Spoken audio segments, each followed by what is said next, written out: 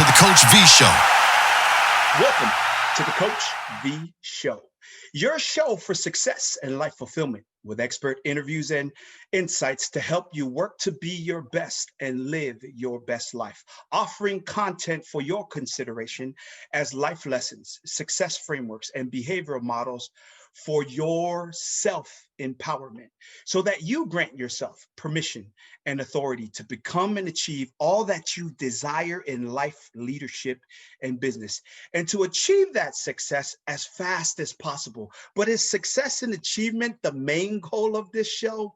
No, is that you expeditiously secure and experience that success, but now translate that to what Coach V calls the juice, which is joy, peace, happiness, fulfillment, love, and family time. Today on the Coach V Show, we are blessed to have brother Eddy Pham in the building, in the virtual building, where iron sharpens iron, together we rise. So Eddy Pham has an extensive history in product development and breeding products from the mentality of a person as an idea and then bringing it into fruition. Eddy Pham has worked in the direct response marketing, including extensive experience in direct response TV industry since 1993. While at Talk America, he worked at various levels of responsibilities for over 100 products, campaigns, and creative design, development, sourcing, procurement, assembly, and fulfillment. In 1999, Eddy Pham started the Product Solutions Group, PSG, a sourcing and product procurement organization that utilizes all the direct responses marketing vehicles such as call center management, media buying, infomercial production, and script writing. It is just amazing the amount of products and what it is that Eddy has been associated with, in part with, partnership with, and bringing these products into fruition. I mean, he was the consumer messaging and campaign design of Venus Razor. More recently, he has worked with program production manager Newegg.com, the world's second largest pure play e-commerce. Eddy Pham's professional experiences and management of operational structure cover product discoveries through market research, development, source manufacturing, marketing strategies, revenue verticals, creating marketing channels. I mean, I could go on and on and on, but here's the point.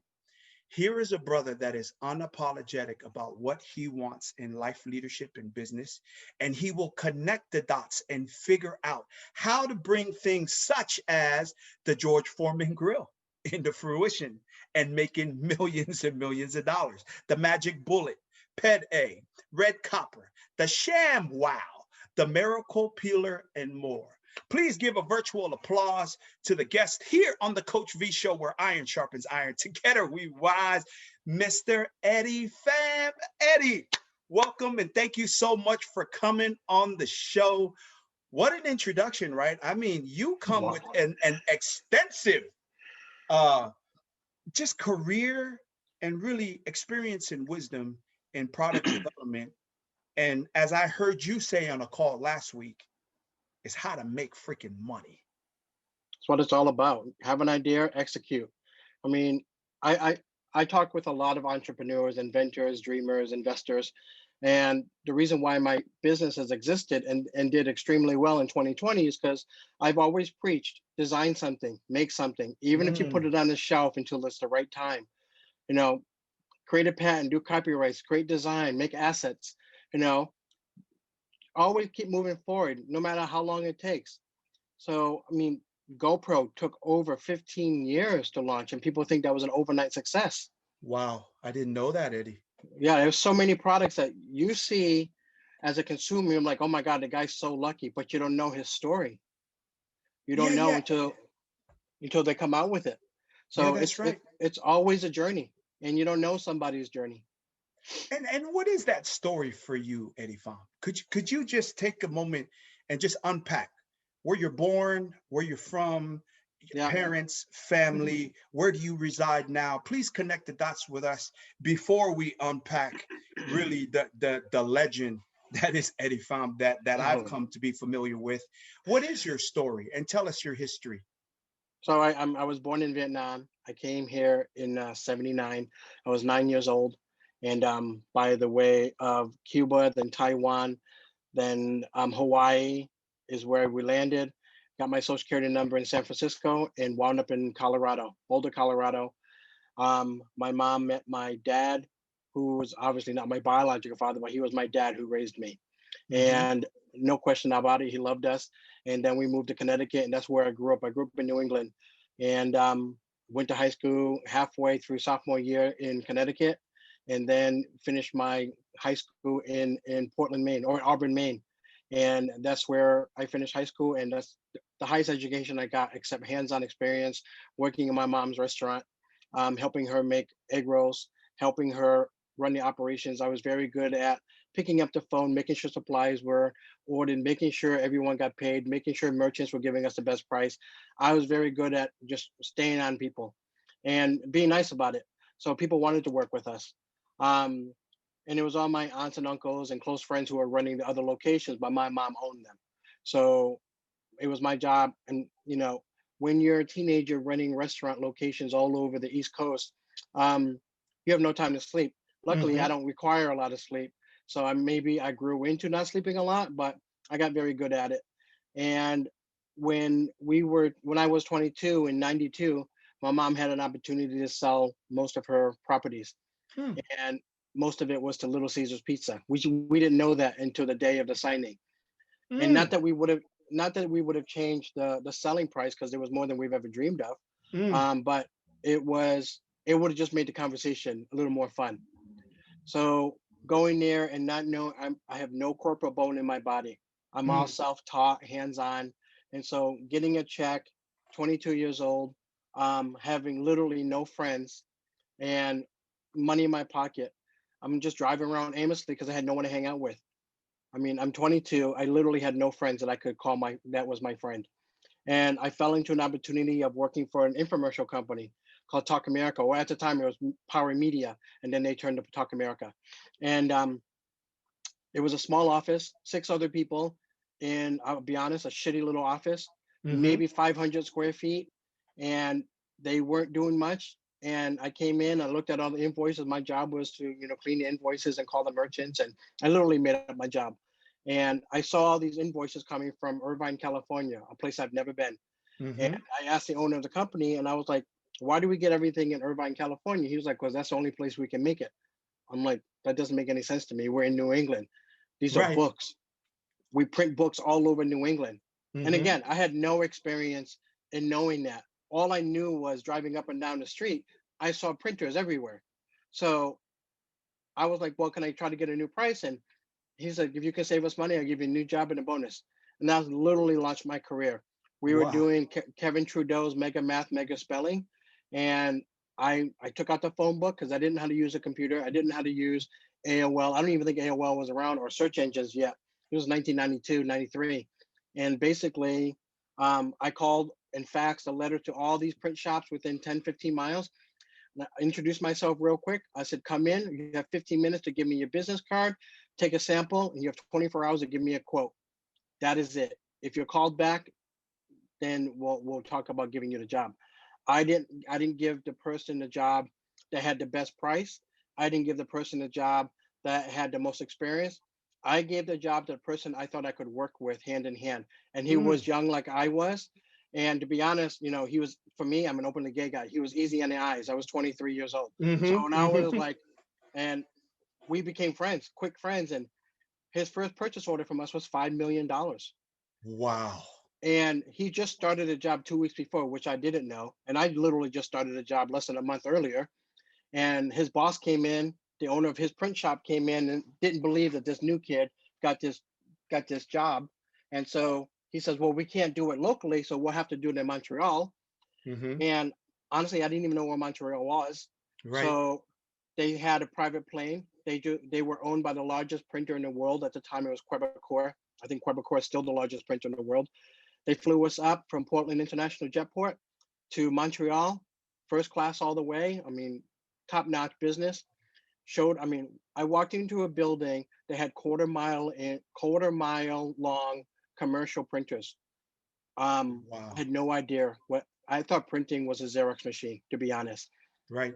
And a month before that, I was selling egg rolls. So now Right, right, right, right.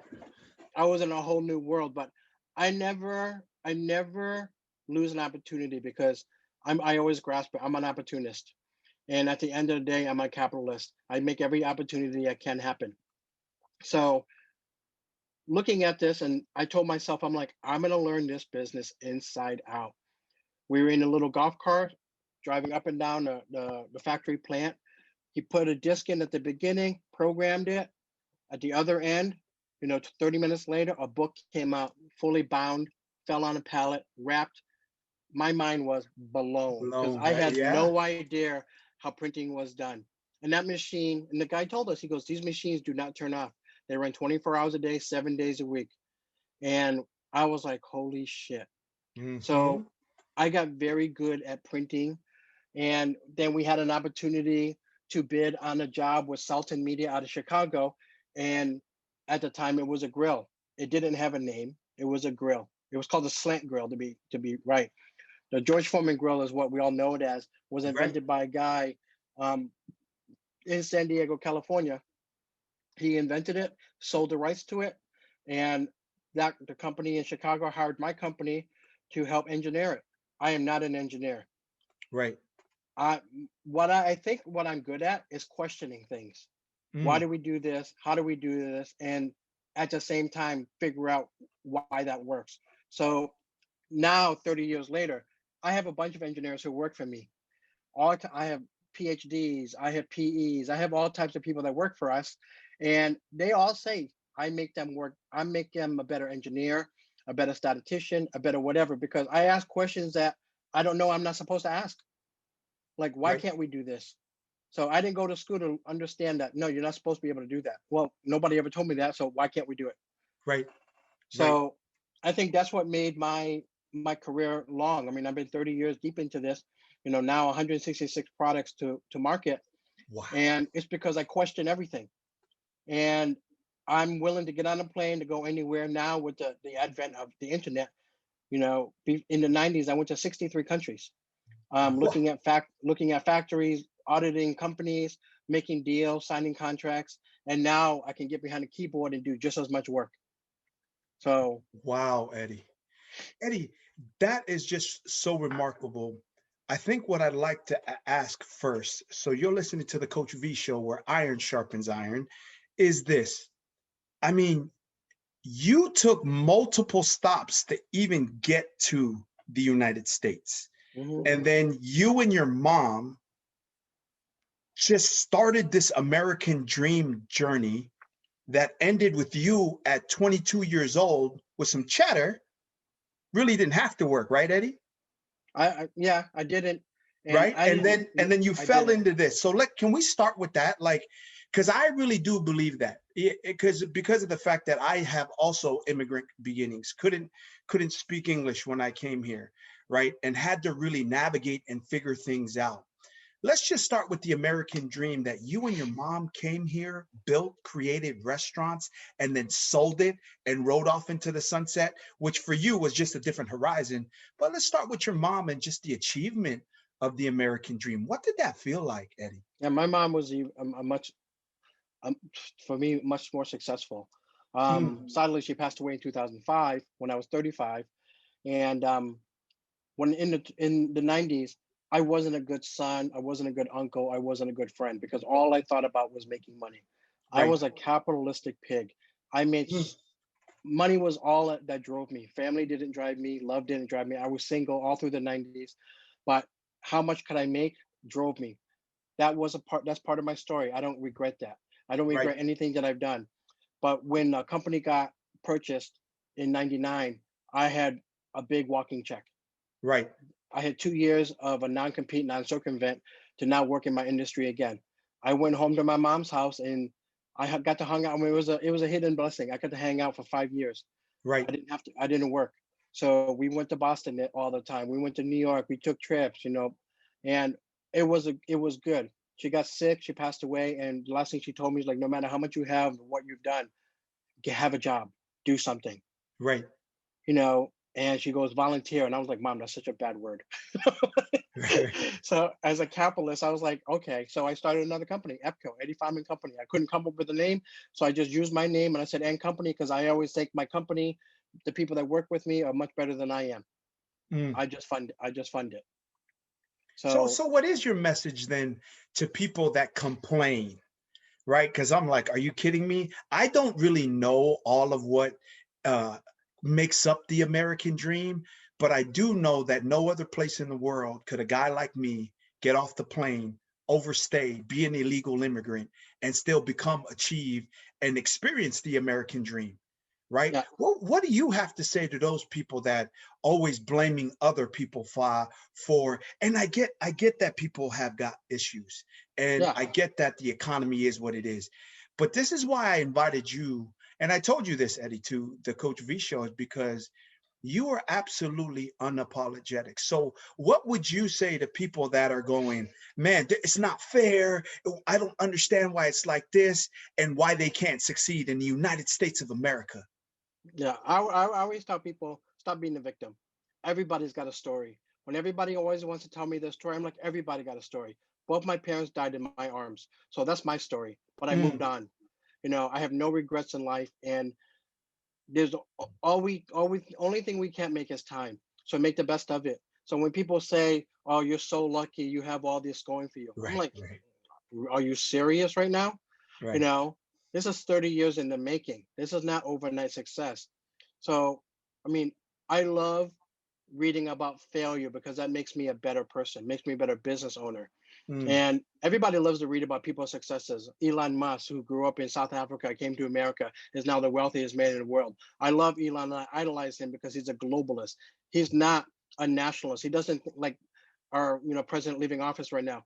Donald Trump is a nationalist. He only thinks about this country and that's it. And I love him for that as a president.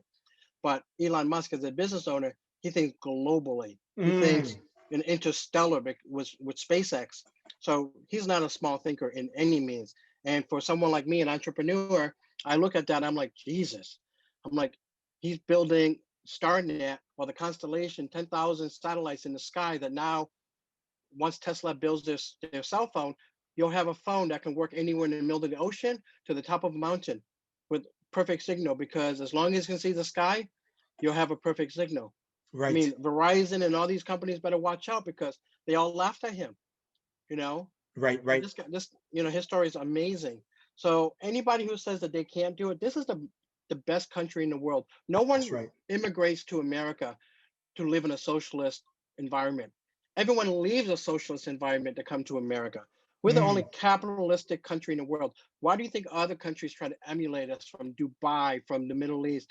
I mean, I've been to 63 countries. Everybody wants to be American. Everybody that's wants to be, and I love it or hate it. We're a young country, under 350 years old, I think. I think we're sixth or seventh highest population in the world, but we have the biggest mouth because we have the biggest wallet. that's right. America drives more commerce than anyone else, even China. China holds a lot of debt in the world. They've lent us trillions of dollars, and we'll never pay that back.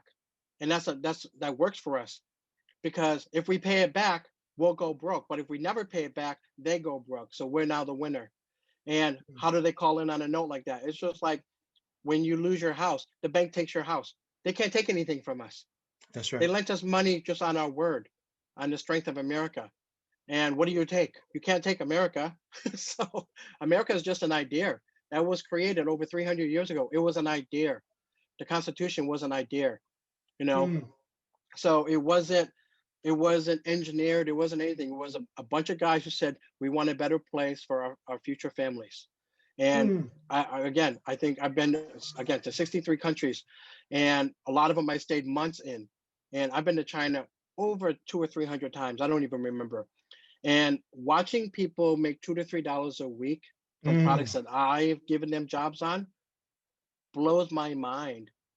And so now the products that EPCO owns directly, we make everything locally. Locally, I mean the US. So That's we have a awesome. new product. I mean, we worked on Snuggie in 2006. Snuggie was a huge success. 28 million blankets sold, $750 million, and was a success. I didn't want to work on it.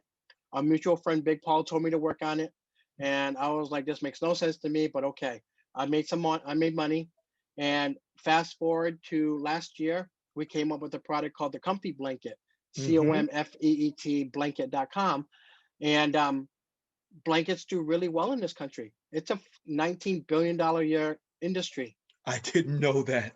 Yeah, it's Wow. a ridiculous. Like right now, the big thing for blankets is weighted blankets. If you don't have a weighted blanket, Coach V, get one. It's the best sleep you'll ever have. Yes, sir. I agree. I don't know how it works, but I freaking love it. And I'm actually making my own right now because just for myself. The one that we bought was 20 pounds. I like it, but I'm not a small guy, so I'm making a 50-pound one. Yeah, yeah. And I just want a really heavy blanket on me, and I Right. actually love it. So that's the American dream, and I love the philosophy of America, and really our power. And again, I just really am attracted to you because you're unapologetic about wanting to make money, and that's okay. And then so in this that you talked about you and then getting a job, and then it's really interesting how people talk about in the entrepreneurial space as well as the personal and professional development spaces that you need to have vision. You have to have an ideal. But it sounds like to me, you really didn't even know what the hell was going on and you just connect No, you dots and go. you Can you you talk have to about that? understand. Yeah, Right? you have to understand that you have an opportunity in front of you. I created my job. You know, Right. the thing that I knew how to do was look at invoices and say, why are we paying this when we can do this? The one thing you learn in the restaurant industry is don't buy French fries that are already cut and processed. Buy the potatoes and cut and process them because there's way more margin. Right. So that's how I looked at these books that we first started with. We were buying these books printed, packaged, palletized, and shipped to Portland, Maine. $9,000 a week in just shipping costs, 3 trucks a week. And we were Wow. killing it with these products. And I looked at it, I was like, we should be able to make these cheaper. Right. And I don't remember the exact dollar, but I cut the product costs, including shipping, almost 77%. You So, cut 77%. That is yeah, just by amazing. bringing it local, Right. because freight was now removed. That's $9,000 savings, Hmm. and we can control the quality. And I always tell people this: if you can make it in America, you can make it better. Not because it's American made, it's because you can see it. Getting on a plane anywhere in the country is a 5.5 hour flight. Going to China is a 3 day process just getting there. You Mm. know, this is before the scamdemic. So my whole thing is I make my blankets in downtown LA. We employ about 107 people making it in LA. We're still making a 40% margin. I'm very happy Wow. about that. So I buy it locally. I buy the blankets, the raw materials locally. They make my blankets. Sport Tech in Commerce, Commerce, California. They weave our blankets, our materials. I bring it to Indie Source in downtown LA. They cut, sew, fold, put it in a box, put it on a pallet, and bring it to our warehouse.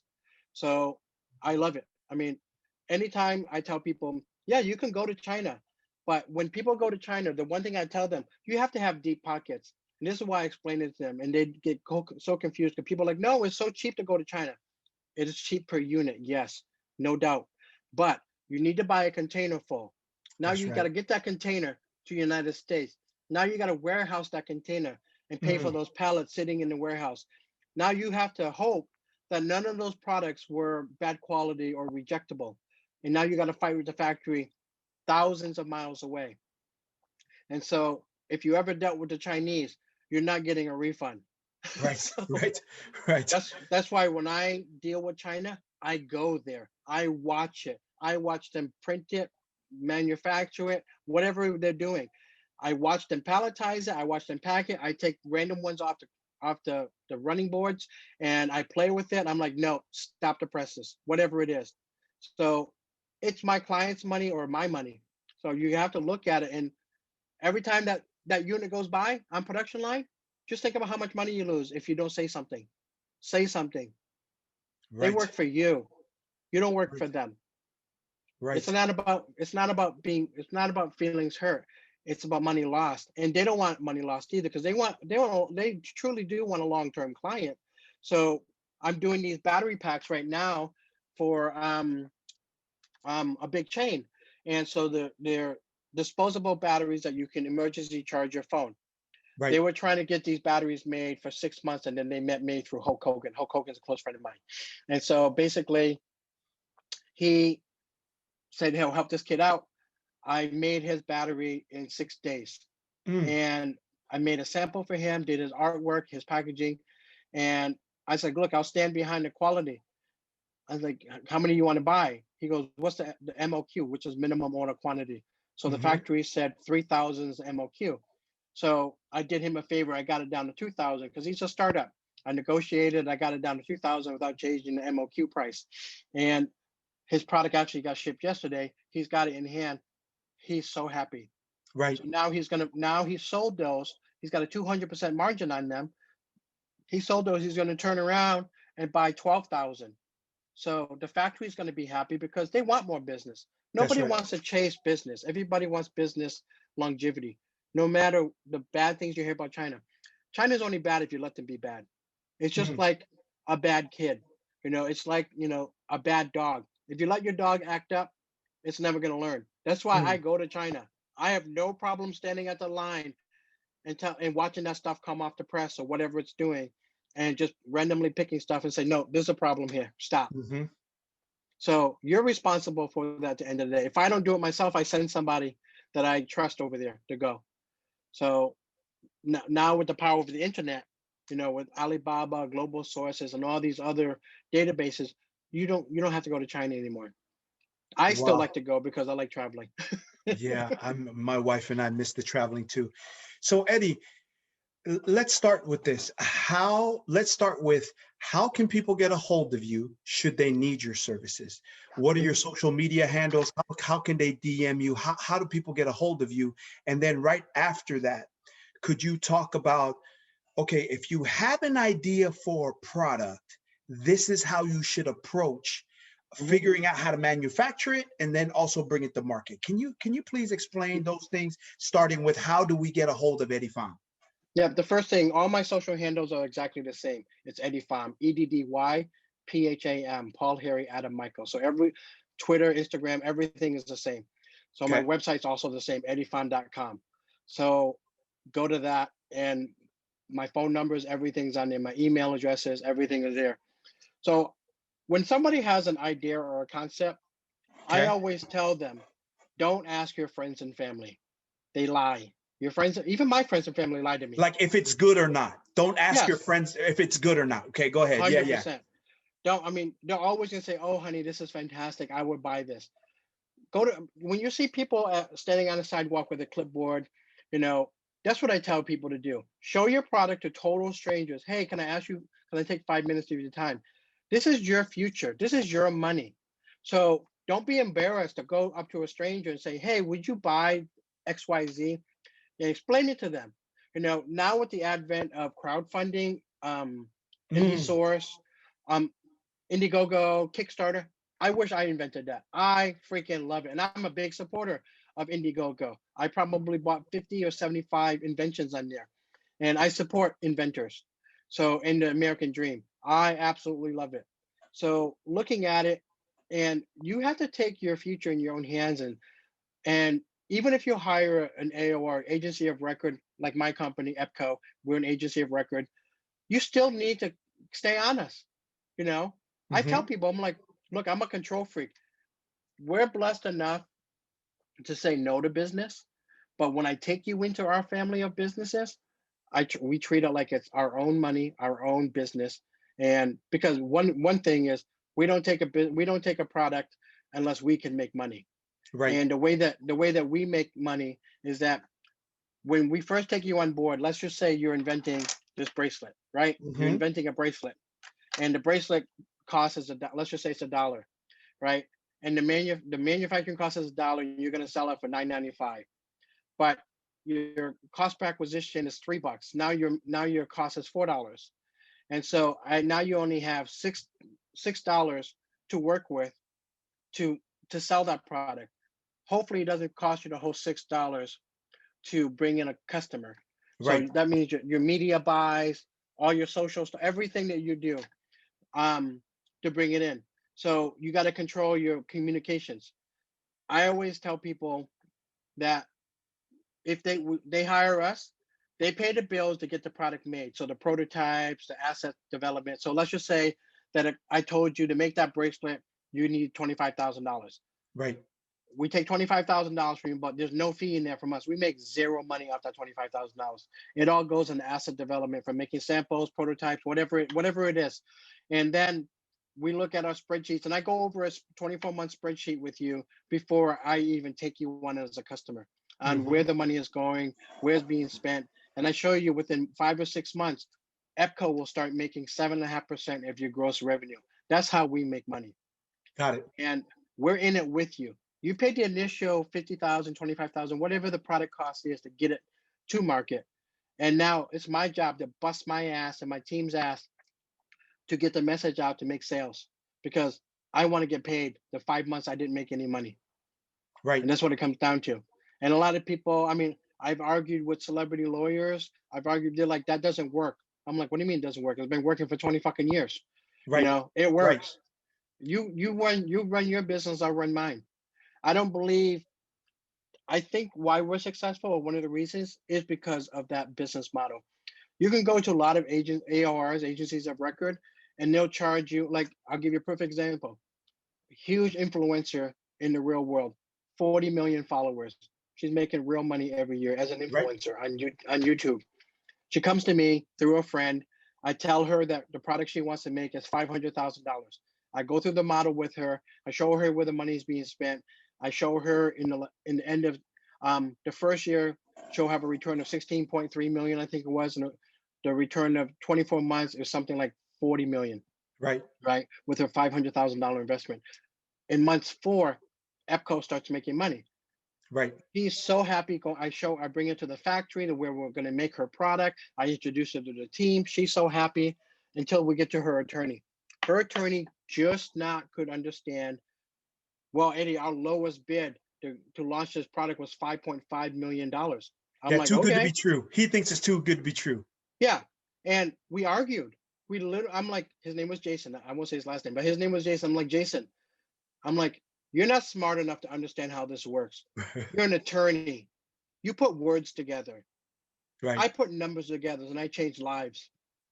I'm like, your only job is to find out if I'm conning her. Do your diligence and find out that I've never ripped anybody off in my life. That's your job. I'm like, your job is to understand how the business works. I have attorneys that work for me. Right. I tell them the same thing, because they're not business people. They write contracts, and that's all I need you to do. Right. And he was like, I just don't, and he couldn't get past. Our bill was 500 grand and everybody else was 5.5 and up. I'm like, look, Jason, if you want to give me $5.5 million, I'm going to keep 5 million of it. Right. I'm like, how's that? Right. I said, I'll tell you right up front, so you can't say I stole the money. Right. And he was just like, I just don't see why you would do this and not get paid for 5 months. I haven't been able to explain why, eloquent enough for an attorney to understand, because I'm so blunt. I'm just like, it's not your business to understand it. It's my business. Right. And I don't know how to explain it. I said, this model works for me. Your client pays the bill. I launch it for 5 or 6 months. I don't see money until it starts making a return. I'm like, then we're all happy. And then when he started seeing how much I was making in month 4, he's like, wow, you're going to be making 6 figures, then 7 figures by the end of the year.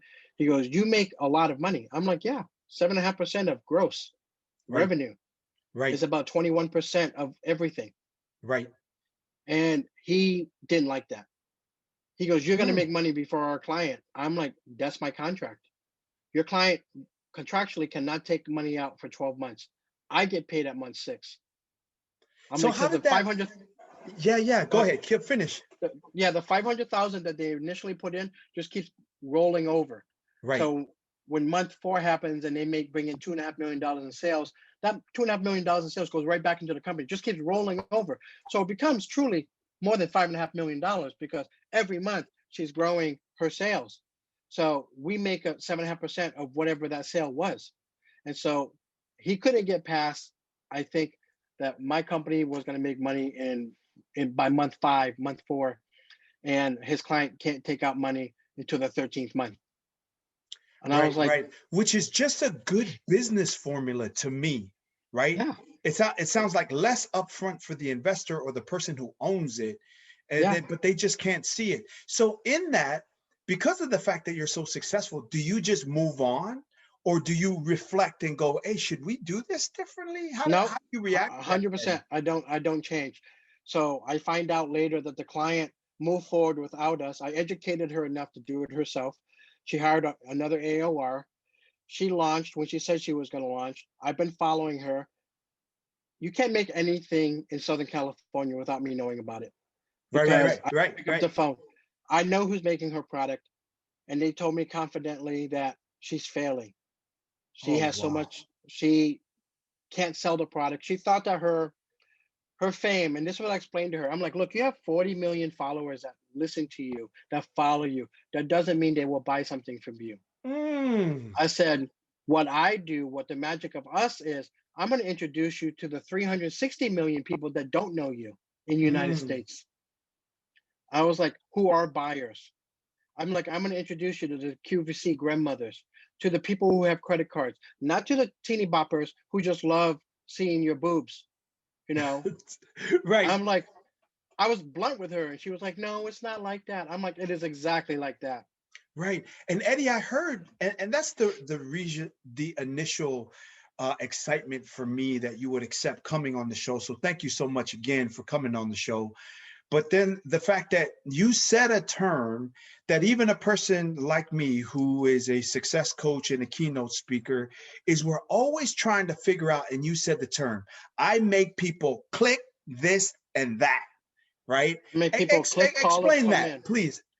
Yeah. So I always tell people what we're very good at. We take a passive consumer and make them active. We Mm, create campaigns that you click, call, or come in. mm, All I want, my only job is to get your credit card number.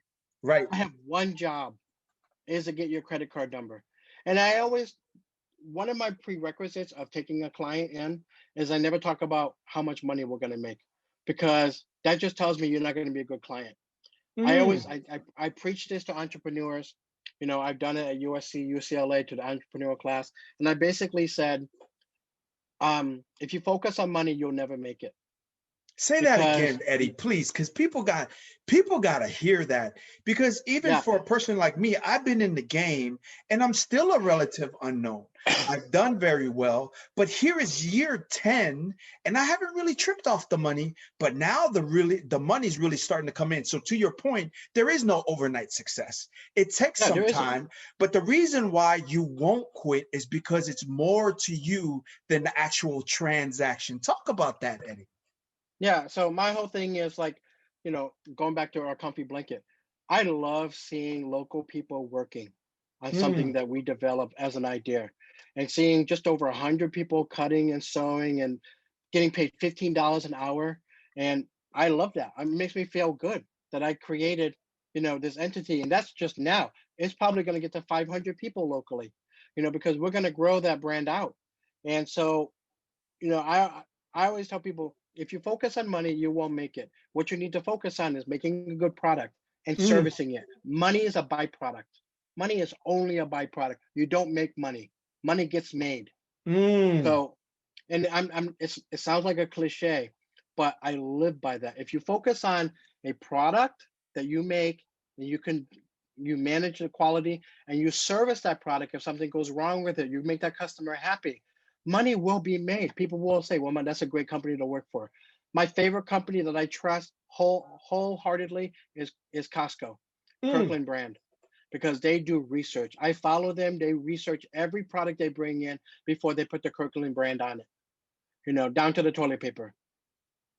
No, I agree with that. So talking about the Kirkland brand, it's like it is a brand, though it isn't as shiny, as glossy as all the other brands, that 100%.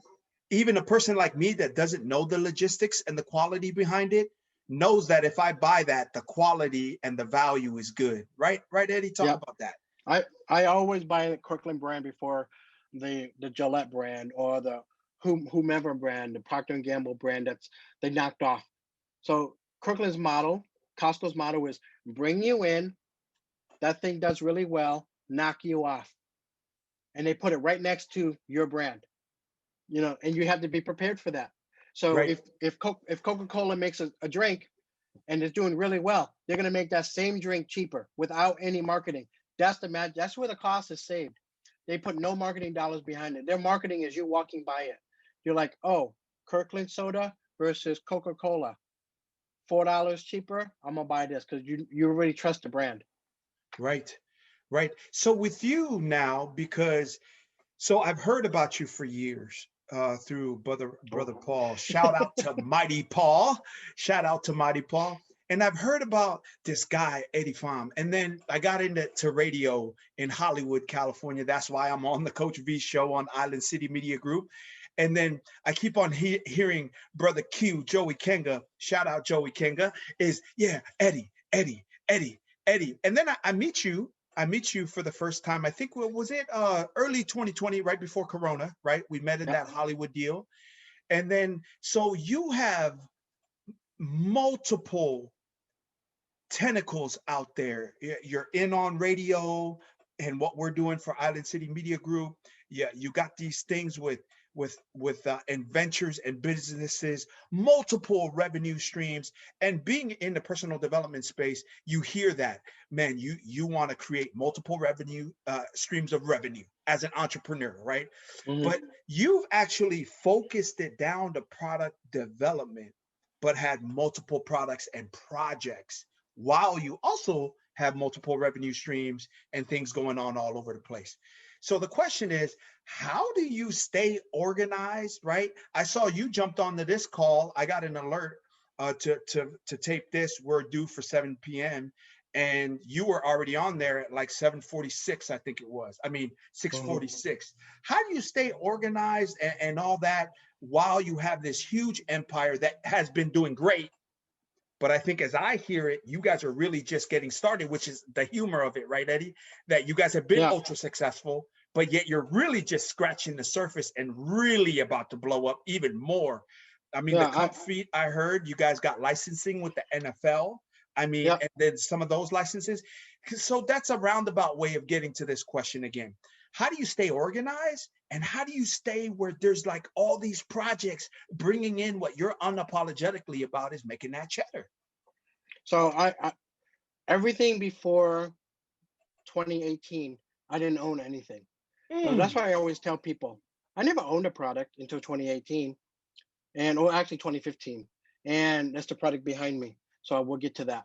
mm-hmm, Um, so everything from the Foreman grill to Snuggie to NutriBullet, Magic Bullet, all the products that I've worked on, I was just a merchant, like any other merchant, any other vendor.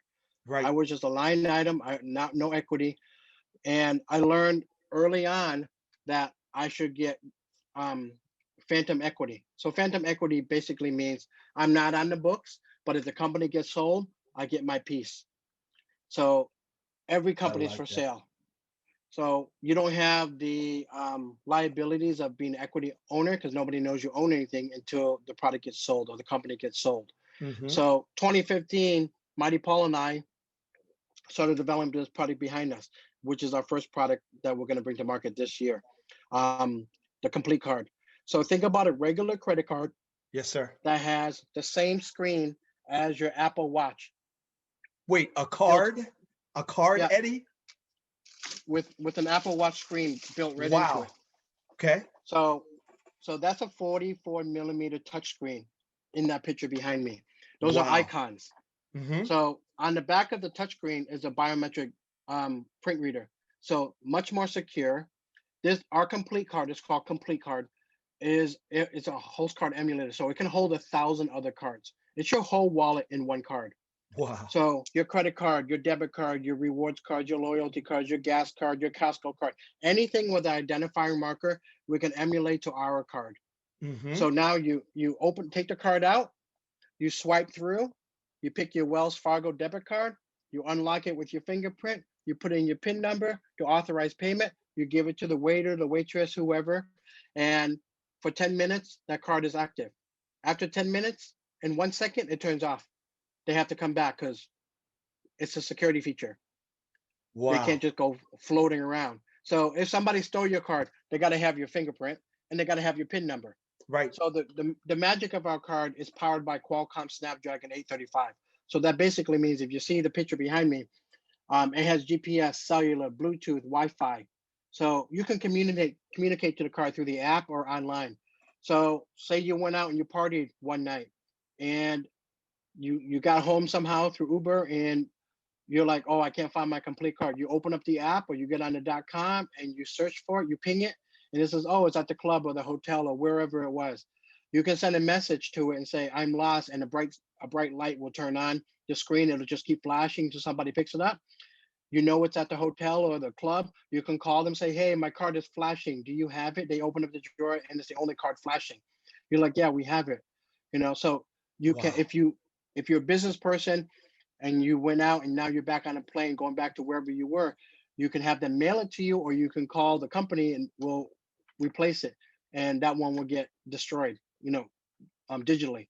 We just send a message to it and all those things are gone. Wow. Are we gonna have to charge this card like we do our phones? Like, what's the Yeah. energy source? Yeah, it's twice a month. You have to charge it. We tested it. We've been testing it. When Paul and I first came up with the idea, we knew we couldn't build a card. Well, I knew I couldn't build a card because the hardware didn't exist. This watch didn't exist when I started this campaign. Right, right. So, so we built a platform first, a complete savings and rewards platform. We signed 1.4 million merchants to our platform.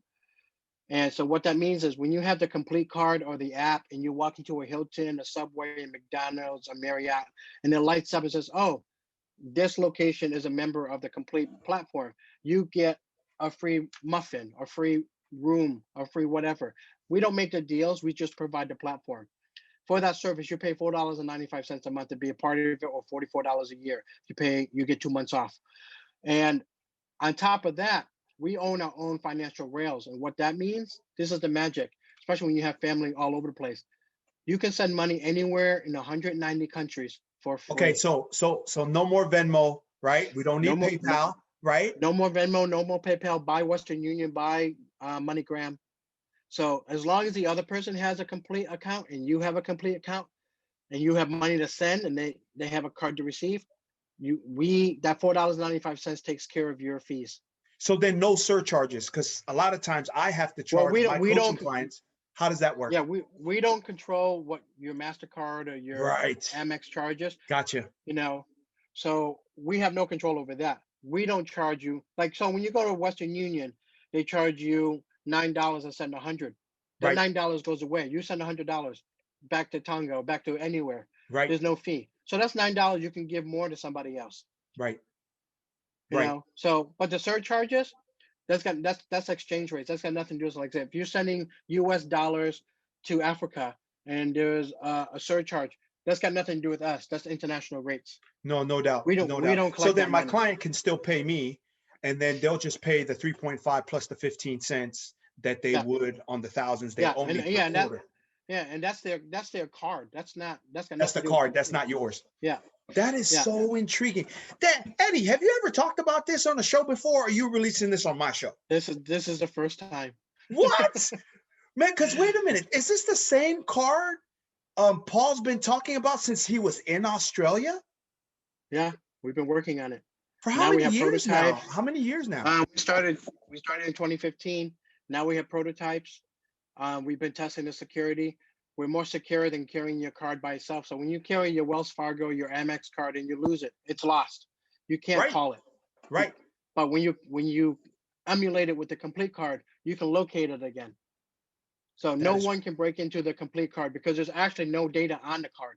So when you authorize the card, when you swipe through, you open it up with your fingerprint, and then you put in your PIN number. It comes from the clouds. All that data comes down in a soap. It gets populated into the card for 10 minutes, and then it goes back into a secure cloud. So there's actually no information on the card. Zero. Man, that is freaking amazing. And thank you so much for releasing it for the first time on the Coach V show. Yeah. That is Paul's going to cool. be actually mad at me. Paul's going to be mad, but that's okay. Man, Eddy, that's awesome. Eddy, we're going to get down to the hot seat, but I do want to give you an opportunity here to just do some shout outs, right? So we got just about 10 minutes left here on our live talk, Uninterrupted with Coach V show. But do you have anybody you want to shout out? Is there any final sentiments, things that you're about to roll out? Um, the Ellen show don't have the freaking complete card, announcement. Coach V show does. So I'm just That's right. juiced about That's that. I right. appreciate. This is history. Yeah, no History. doubt. It just sounds, and because I'm such a nerd and a geek, I was an athlete and all that, but I do love gadgets, and that's why I asked. I was like, wait a minute, it could glow, it could do this, it must need to Yeah. be charged, it needs a power Yeah. source, right? And all that. I think I'm just so intrigued, and I look forward to further discussions on how that is and watching that roll out as you I announce it mean, on my show. we have a lot of different additives to the card. So my one of my favorite personal ones is a student ID card. All the students in the country have to have an ID card. Right. So I think most of them. I haven't been to school in a long time, but I think most kids now have to have an ID card to get into the school, get their library books, get their food, Yeah, whatever. yeah. But if they replace it with the complete student card, now it has their medical information on the card because it is HIPAA compliant. Our card is HIPAA compliant and Mm, DoD security levels, so nobody can steal that information. Secondly, the most important thing for me and the reason why I did this was, God forbid another shooting happens at a school, another act of violence happens at a school, yeah, kids yeah. lock themselves kids lock themselves in the building, and first responders come. They can get into our system and basically And figure ping out the car who's who. ping all the cards and say the Right. police is here, lock the door. They can send messages to the card, and a little more communication, because sometimes they don't have their cell phones on them because you have to keep it in your locker, You got to put it in there. Yeah. whatever the reason is, but they have to have the student ID card on them. So that's one of the things that I'm proud to say that we launched. And if we can make that happen with this new administration, I'll be very happy. And the one thing I'm very happy about, this card is made 100% in the United States. We don't Amen. make it I in love China. that. We don't make I, it anywhere else. I love that. I love that. Any final shout outs before we get on the Coach V hot seat, Brother Eddie? I mean, shout out to you for doing such a great job and doing what you do, Appreciate it. teaching young kids to be positive. To Mighty Paul, Big Paul, for, introducing me to some great people. I mean, I feel like I'm Islander. And Q, DJ Green. I mean, all of you guys, I love all you guys at Island City. You guys are all great, honest, hardworking guys. And however I can help, I'm here to help you guys. All right. So only Big Paul, but he's your partner. But now you got Little V. I'm tagging along. I'm tagging along with this crew right here.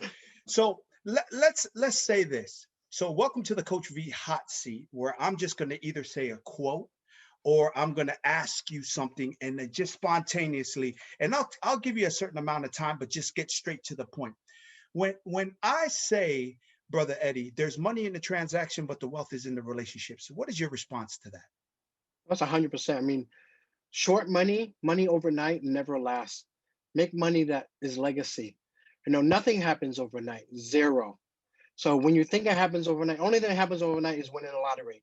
And that's 1 in a billion, whatever it is. But working hard and building that product and that service to support it, your money will last forever. Mm, So that's what I tell people. I'm like, don't look for quick money. There's no such thing. If there was, I would have figured it out. that's You right. know, That's right. there, there's no such thing as quick money. So unless it's illegal, and then I don't play that game. Yeah, and you've talked about this word a lot in the show, is this thing called margin. So there's margin on money, but I always remind my clients as well that I do success coaching with, is that you take the time and the money that you must spend in life, leadership, and business, and then you either prioritize family or the things you love. What do you Hmm. think about that? No, 100%. I mean, you have to have a really good balance, and it can't. Like I said earlier, I was a bad uncle, brother, son in the '90s because all I focused on was making money, and I became a better business person when I realized family was just as important, if not more important. So I cherish every moment I have with my family. They live on the East Coast, and it doesn't matter how much you have. Family is priceless. You can't pay for Mm. that. I mean, especially if you like your family. I mean, that's the priceless part. Right, exactly.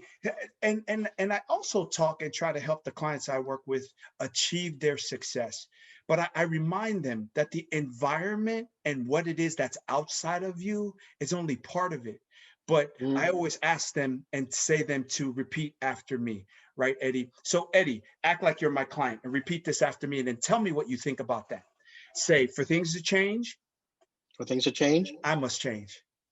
I must change. If I don't change, If I don't change, nothing changes. nothing changes. But if I do change, But if I do change, everything changes. everything changes. Because I, Eddy, Because I, Eddy, I am the motherfucking key. I am the motherfucking key. What's your thoughts on that on the Coach V hot seat? If you change, if people would change who they are, they'll be more effective and efficient in chasing what they want. But then the Mhm. real juices, the shit that they want in life, leadership, and business, and I say shit as a slang is for the stuff, the success, the achievement. Now that stuff chases them, Eddy. What's your thoughts on that? No, I agree 100%. And one of the biggest things I tell people to do is change your environment. And that comes Mm, down because if you're around people who don't believe in you, who don't have a positive attitude, you're never going to get through because you're going to keep listening to the negative energy. yes, So sir. all the people I'm around, from Paul to Q to you to everybody that I'm around, even my clients, everybody has positive notes because we all want better for each other and ourselves. So we're all to uplift each other, not to take down each other. So for you as an entrepreneur, as an inventor, whatever, you have to put yourself around people like you. And I know that Mm, sounds cliche, but it's 100% true. You cannot be around haters. Some people get driven by that. I just don't have time for that shit. I don't. amen. Real talk. Real talk. And any final thoughts and final words before I get in and closing down the Coach V show? Just an awesome segment where we launch what's going to be the complete card that you announced that here on the show, and just your overall thoughts of being on the Coach V show and anything else in general that you'd like to send off before you get going and we close. Yeah, I always tell people if you have an idea, no matter how long it takes, because there's no overnight success, take a baby step. Take the baby Mm, step. Move forward. Make your drawings. Look and see how much your patent's going to cost if it's applicable. Pick up the phone and call someone like me. Talk to talk to people who are experts around you. Those are things you can talk to your friends and family about. But because most people get their first rounds from their friends and families to get started. But and if it happens overnight, it's not going to last. It's not because nothing that is successful happened overnight. man, again, brother Eddy, I am so excited just to have you be on the show, but then to also just bring the wealth of knowledge it is that you have, because knowledge is the knowing of facts, but you add that with the experience it is that you bring, it is really equates to what is wisdom. So for everyone that's out there that's going to try to get a hold of Eddy, you could just get a hold of him at any of the handles. His handle is Eddy Pham, EddyPham, and then at Instagram, Facebook, and also Twitter, .com yep, in terms of to all get of a it. hold of him. Anything Yep. else, Eddy? No, that's it. I mean, I wish everybody well. And again, don't chase the money. Build a good product, service it. Money is a byproduct. Money is always a byproduct. So thank you everybody for tuning in and checking out this episode of the Coach V Show with Eddy Pham. It is of great importance for each of us to better ourselves, just not for the sake of achieving success, but for the sake of being our best. In doing so, we realize the best of our abilities and that everything and anything that we dream and work for can be achieved. This is how this success coach, keynote speaker, Hollywood radio show host, and author lives, all about faith and family. Grateful for God's amazing grace. Until next time, tune in to the next Coach V show, because it will get better and hotter. I don't know about as free flowing as today's show at Eddy Pham, but you know one thing: when you come and tune in on this show, where iron sharpens iron, together we rise. From me and Eddy, one love, mad respect always. Peace. Thank you.